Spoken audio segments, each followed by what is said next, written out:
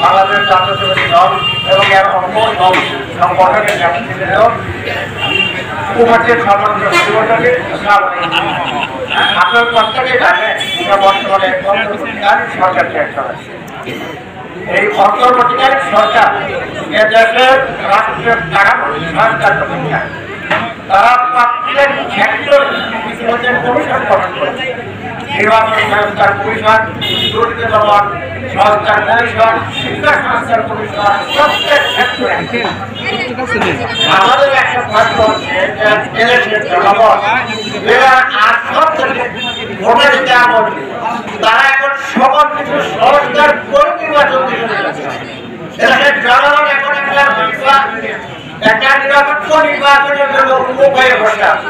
অর্থাৎ আমাদের বাংলাদেশ জাতীয়তাবাদী দলের পক্ষ থেকে একমাত্র দাবি হবে আপনারা একটা নিরপেক্ষ নির্বাচন অনুষ্ঠানের জন্য যতটুকু নির্বাচন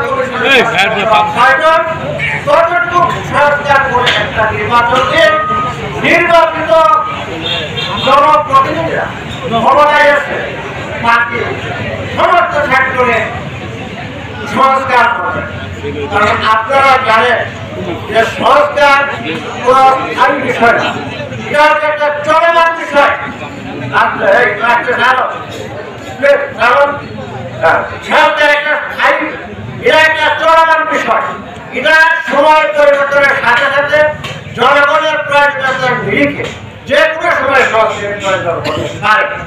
আর এই যে সংস্কার বর্তমান সরকার করবে, এই সংস্কার কিন্তু পরবর্তী সংসদে পাস হতে হবে। অর্থাৎ তারা সমস্ত সেক্টরে সংস্কার করে নির্বাচন দেবে, এটা তাদের ভুল ধারণা। অধিকন্ত বাংলাদেশ জাতীয়তাবাদী দল রাষ্ট্র কাঠামো মেরামত সংস্কারের জন্য ইতিপূর্বে ৩১ দফা ঘোষণা করেছে। ৩১ দফার ভিত্তিতে পরবর্তীতে নির্বাচিত সংসদ, নির্বাচিত সরকার এদেশের সংস্কার কার্যক্রম চালিয়ে যাবে। আরেকটি কথা আপনাদেরকে বলবো, আজকাল যে কোনো জায়গায় সবাই গেলে কত ব্যক্তিগত আলাপ আলোচনায় গেলে তারা জিজ্ঞাসা করে আগামী দিনে এই কমিটির পরিবর্তন হবে কিনা। কমিটি যদি পরিবর্তন হয় তাহলে বৈষম্যহীন কমিটি হবে।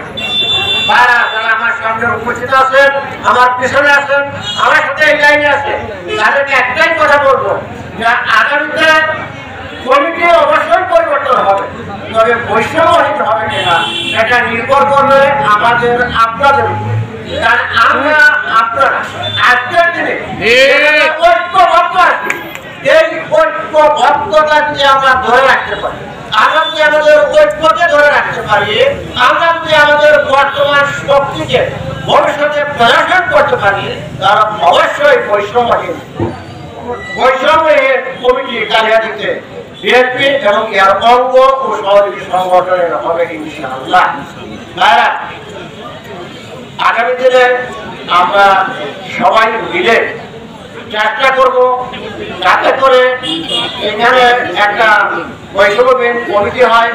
আমরা চেষ্টা করব ভবিষ্যতে কালিহাতী বিএনপির ঘাঁটি হিসাবে যেন বহাল থাকে, এজন্য আপনাদের সবাইকে আমি আহ্বান জানাই। একটা জিনিস আমাদের ডাক্তার সাহেব একটা স্লোগান দিয়েছিলেন, বিকাশ করছিলেন, কোনো দেখা আছে আপনার পঞ্চায়েত তারেক জিয়া, আপনারা এই ভুলটা কখনোই করবেন না। তাদের তারেক রহমান সাহেবের নিষেধ আছে যে আমি তারেক জিয়া না, আমি তারেক রহমান। তাহলে আপনি যদি কখনো বলেন আপনাকে বলতে হবে তারেক রহমান। হ্যাঁ, আজকে আপনাদের সাথে দেখা থাকে না, রাজনীতি করি, আমি করি, আমার আশেপাশে যারা আছেন তারা সবাই করেন। রাজনীতি করতে গেলে আপনাদের সঙ্গে থাকা দরকার, দেখা সাক্ষাৎ হওয়া দরকার। দুর্ভাগ্যক্রমে আমি ঢাকা থাকি, আপনাদের অনেকের সাথে দেখা হয় না, আপনারা অনেকে চিরল না, কিছু কিছু আছেন যারা নাম জানেন কিন্তু কখনো দেখেন।